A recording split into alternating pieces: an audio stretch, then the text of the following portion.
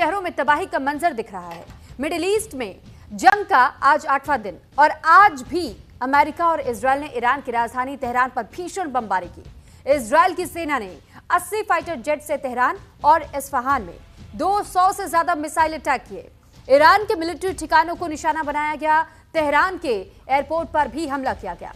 8 दिन से लगातार हो रहे हमले में अब तक ईरान के 1400 से ज्यादा लोगों की जान गई है। 2000 से ज्यादा लोग घायल हुए हैं, लेकिन इसके बावजूद ईरान झुकने को तैयार नहीं है। हर वार पर भीषण पलटवार कर रहा है। मिडिल ईस्ट में अमेरिकी ठिकानों पर अटैक कर रहा है। ईरान ने जॉर्डन में अमेरिकी मिसाइल डिफेंस सिस्टम को निशाना बनाया। मिसाइलों को ट्रैक करने वाले 2 रडार को ड्रोन अटैक कर नष्ट कर दिया गया।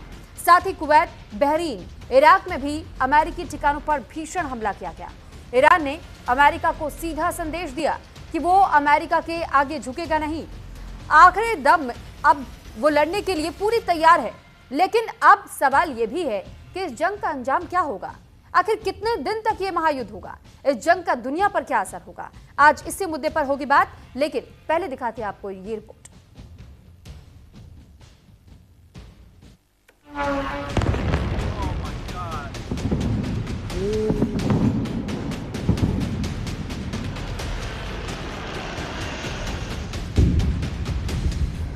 मिडिल ईस्ट में बारूदी जंग से हुई तबाही की ये सबसे ताजा तस्वीरें हैं, जहां 8वें दिन भी अमेरिका और इजराइल ने आसमान से बारूद की बरसात कर ईरान के शहरों को धुआं-धुआं कर दिया। इजराइल की एयरफोर्स ने एक साथ 80 फाइटर जेट से ईरान के सैन्य ठिकानों पर हमला कर तेहरान में कहर बरपा दिया। इजराइल की सेना ने रिवॉल्यूशनरी गार्ड कॉर्प्स की एक सैन्य यूनिवर्सिटी, बैलिस्टिक मिसाइल रखने वाली जगह को टारगेट किया। एक साथ कई बॉम्ब गिराकर उन्हें तबाह कर दिया। इसके साथ ही तेहरान के मेहराबाद एयरपोर्ट पर भी भीषण हमला हुआ। इन तस्वीरों में आप देख सकते हैं कि हमले के बाद मेहराबाद एयरपोर्ट पर तेज धमाका हुआ। विस्फोट के साथ आग और धुएं का विशाल गुबार उठता नजर आया।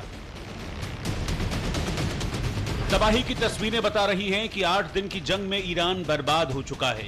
ईरान की राहत संस्था रेड क्रिसेंट सोसाइटी का दावा है कि अमेरिका और इजराइल के हमलों में 6668 नागरिक जगहों को निशाना बनाया गया है। हमले में 5535 घर, 1041 दुकानों को नुकसान पहुंचा है। 14 मेडिकल सेंटर, 65 स्कूल क्षतिग्रस्त हुए हैं। 8 दिनों में 1400 से ज्यादा लोगों की मौत हो चुकी है। 2000 से ज्यादा लोग घायल हैं। ईरान में कई जगह पानी और बिजली की सप्लाई ठप है। ईरान में सबसे ज्यादा तबाही राजधानी तेहरान और इस्फहान में हुई है, जहां बड़ी बड़ी इमारतें खंडहर बन चुकी हैं। तबाही की तस्वीरें हर ओर से नजर आ रही हैं। इसी बीच अमेरिका ने ऐलान किया है कि आज रात ईरान पर सबसे बड़ा हमला होगा।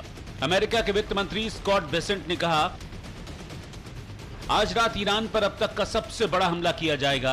इस हमले का मकसद ईरान के मिसाइल लॉन्चर और मिसाइल बनाने वाली फैक्ट्रियों को भारी नुकसान पहुंचाना है। इस कार्रवाई से ईरान की मिसाइल क्षमता को काफी हद तक कमजोर कर दिया जाएगा। इधर अमेरिकी राष्ट्रपति ट्रंप का दावा है कि उनकी सेना ने ईरान की कमर तोड़ दी है।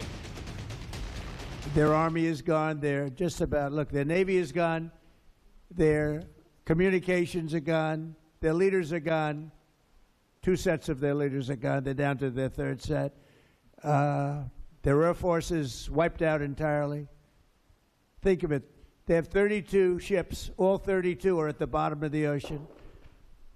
Other than that, they're doing very well, Coach. Very well.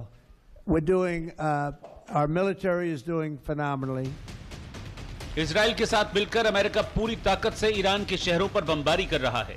इसी बीच अमेरिका का B-1 लॉन्चर बॉम्ब विमान ब्रिटेन के RAF फेयरफोर्ड एयरबेस पर उतर गया है। माना जा रहा है कि इसका इस्तेमाल ईरान के मिसाइल ठिकानों पर बमबारी के लिए किया जा सकता है और इसके संकेत भी व्हाइट हाउस से मिल रहे हैं।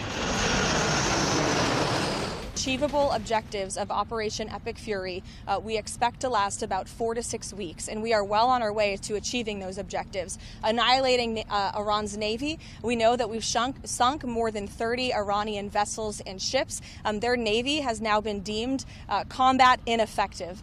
Taking out the ballistic missile threat that Iran posed to the United States and our troops and bases in the region, we have done a tremendous job. The United States military has done a tremendous job. America दावा कर रहा है कि उसने Iran को बर्बाद कर दिया है, ईरान के सैन्य ठिकानों को खंडहर बना दिया है, ईरान की सेना को बहुत बड़ा जख्म दिया है, लेकिन इसके बावजूद ईरान झुकने को तैयार नहीं है, हर वार पर जबरदस्त पलटवार कर रहा है। ईरान ने जॉर्डन के एक एयरबेस पर लगे अमेरिका के मिसाइल डिफेंस रडार सिस्टम को नष्ट कर दिया है। इससे मिडिल ईस्ट में अमेरिका की मिसाइल सुरक्षा व्यवस्था को बड़ा झटका लगा है। बताया जा रहा है कि हमला मोफाक सॉल्टी एयरबेस पर हुआ। हमले में ENTPY-2 रडार भी तबाह हो गया। इस रडार की कीमत करीब $300 मिलियन बताई जाती है। अमेरिकी ठिकानों पर हमला कर ईरान ने मिडिल ईस्ट में ट्रंप पर बड़ी चोट की है। हालांकि रूसी राष्ट्रपति पुतिन से बातचीत के बाद ईरान के रुख में थोड़ा बदलाव नजर आया। ईरान के राष्ट्रपति ने ऐलान किया है بیگناهی رو که مدعیان حقوق بشر، مدعیان آزادی، مدعیان انسانیت कि अब पड़ोसी देशों पर हमले नहीं किए जाएंगे जब तक कि उन देशों की जमीन से ईरान पर कोई हमला न हो। ईरान उन देशों के साथ तनाव नहीं बढ़ाना चाहता और भविष्य में ऐसे हमले से बचने की कोशिश करेगा। ईरान एक शांति प्रिय देश है और सैन्य कार्रवाई को रोकने का फैसला क्षेत्रीय स्थिरता के हित में लिया गया है। लेकिन अमेरिका की शर्तों के आगे झुकने से एक बार फिर ईरान ने इनकार कर दिया। ईरानी राष्ट्रपति ने दो टूक कहा कि अमेरिका का बिना शर्त आत्मसमर्पण की मांग एक ऐसा सपना है जिसे उन्हें अपने साथ कब्र में ले जाना चाहिए। इसके साथ ही ईरान ने मिडिल ईस्ट में छिड़ी जंग को सत्य और असत्य के बीच युद्ध करार दिया। Nothing simply a political or military conflict. This struggle is actually a continuation of the historic struggle between truth and falsehood. On one side stand faith in God, human dignity, justice, and the right of nations to live freely and independently.